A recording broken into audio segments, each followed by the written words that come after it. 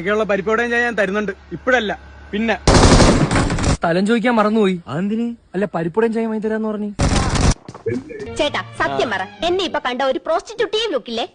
എന്റെ ദൈവമേ, ഓ അവിടെ ഒടുക്കത്തെ ഒരു ഇംഗ്ലീഷ്. എന്റെ ഇംഗ്ലീഷിന് എന്താ കുഴപ്പം?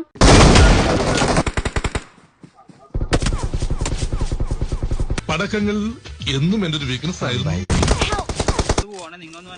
ഓടുന്ന പട്ടിക്ക് ഒരു മുഴം മുമ്പേ.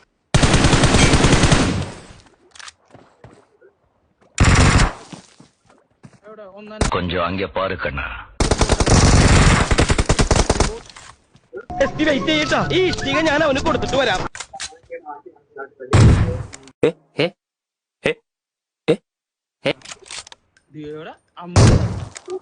ഇന്ന് വല്ലതും നടക്കുവോ?